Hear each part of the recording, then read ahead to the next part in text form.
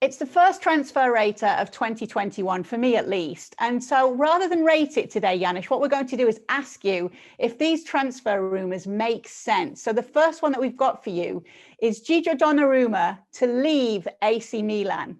You mean you don't want me to definitely say if they're going or not? If you want to, you can. We know that Mino Raiola would like this to happen, but do you think it would make sense for Donnarumma to leave Milan? Look, first of all, Mino Raiola is the best. He's getting nagged by Manchester United and Pogba and all that, but his place, he knows exactly what he's doing. Look at Paul Pogba, by the way. He's playing all of a sudden, and he's playing well. So anyway, I'm going to trust Mino Raiola, unlike almost everybody, right? Because he does right by his players. But in terms of Donnarumma, I don't see it. Although, that's going to be dependent on what Milan will do towards the end of the season, right? Because if they do, if they win Scudetto, I don't think he's going to go anywhere. But even if they get to the Champions League, I think Donnarumma will be fine. There's something special that's being built in Milan. Again, there's finding that little bit of a trust. We've seen it before, but I think it was forced. Right now, by virtue of results, you can see that it's a younger squad, a core squad with Zlatan Ibrahimovic there as well. So I don't see it because I think Donnarumma could be one of those Milan legends that we've seen and we miss from many, many years ago, of course. So, unless Milan doesn't win the Scudetto and doesn't get into the top four somehow, that's the only time that I could actually see Donnarumma looking elsewhere, or maybe Mino Raiola looking elsewhere for him. Yeah, what a loss it would be. 21 years old with 5 seasons of experience in Serie A already under his belt, and we've seen his leadership qualities too. The next one's very interesting, especially with what's just happened. It's Diego Costa to Wolves. Now, it was very suddenly that he left Atleti, but this is a rumour that's been coming up right now, whether he would be going there, especially with Raul Jimenez injured. No, I wouldn't do it. I wouldn't do it because, I don't know if he can still play. He's often injured. I think he's totally different from Raul Jimenez. I don't think in the Wolves setup he can press like Jimenez does. I mean, if you look at Jimenez, it's easy to look at the number of goals that he scores. But I always look, and I'm amazed and in awe in so many ways, how much work he does defensively, not just chasing players in front of him, but in behind as well. He's very often the sort of player that starts the attack and often finishes it as well. I don't think of Diego Costa in the same way. I also think that it's a tight-knit group, right, in there. And if you know Diego Costa, why is he leaving? Because he's not playing. When he's not playing, when he's not happy, he causes problems. And Wolves, to me, is like a family. And I don't know if I'd bring somebody like Diego Costa into that family at this moment. Okay. The next one is Wilfried Zaha to PSG. And the reason there's something in this is because Pochettino is said to have wanted him for a while now. And now that he is going to take this role on, he's going to try and get him again. I can see this. I can see this. I think it would be a good move, and it's a move that I think Crystal Palace need to make for the future in this environment as well. There's been so much said about him leaving before, but I think Crystal Palace could have taken that risk because times are good, and you could always say, well, there'll always be somebody that's going to spend 80, 90, 100 million, whatever it's going to cost. Well, that's not going to happen now.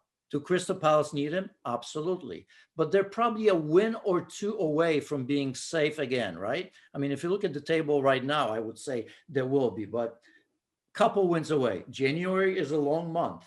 I would sell him because there's not going to be that many teams at his age right now that will come up next season or the season after with that sort of money. And for the good of Crystal Palace, I think I would sell him. In terms of Paris Saint-Germain, sure. I think they know that under Pochettino, they're going to get this aggressive team. I think Neymar being injured on and off, you have Mbappe, and you have a chance to get to the final of the Champions League again. And I think he would be a very, very good option to be part of that team. So do I think he's going to go in January? Likely not. But if he did, I think it would be a good move on both sides. Pochettino seems to be throwing a spanner in the works for a few teams with this PSG job lined up for him. The next one is another player to go there, another player that's played under him, and it's a goalkeeper in Hugo Lloris. Well, again, I mean, no surprise. He was his captain. He was his leader. Obviously, coming back to France would be something that I think he'd be open to. At Paris Saint-Germain, he's going to have a chance at trophies, which kind of have escaped him in London, haven't they? So I think I can see that. Not in January, of course, because Spurs will have to line up a replacement, which is something that they need to do anyway. At his age, I think the next evolution for Jose Mourinho and for Spurs will be to look for somebody in that spot again. So I could see that in the summer. Again, probably a decent move for Pochettino and Paris Saint-Germain, and something that Spurs need to and probably are quietly looking at to see who's the next that's going to have that sort of quality and longevity. Lastly, it's a Spurs player to go elsewhere.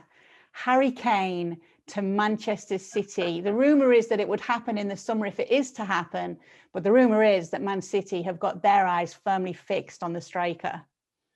Well, look, there are rumors, but sometimes they do make sense, right? But again, you and I have talked about the partnership that he's got with Son. Sometimes that takes ages to accomplish. Now, could Kevin De Bruyne and Harry Kane develop that at City? I think they could, of course. There's quality in two players. Again, I don't see it in the summer more so. Again, it always depends how the season ends. Because if Spurs once again come up short in any trophies, let's say no trophies, and if for some reason they don't make it into the Champions League, which this season it's up and down, anybody can stake a claim to that. I could see that happen. I mean, how long does Harry Kane stay loyal and say, well, yeah, it's great. I'm scoring goals. I'm assisting. I have a great time in London. I love playing with Son, but I'm getting on with age and City guarantee me more money and more trophies. Perhaps I could see it. But if they make it just to the Champions League, I think he's going to stick with his boyhood club. I really do. I have a hard time seeing him leave. Yeah, it's going to be interesting to see what happens, not only in January, but in the summer too, in 2021 when it comes to transfers. Well, thank you very much for watching ESPN on YouTube. For more sports highlights and analysis, be sure to download the ESPN app. And for live streaming, premium content, and let's not forget as well, ESPN FC 7 days a week. Subscribe to ESPN Plus.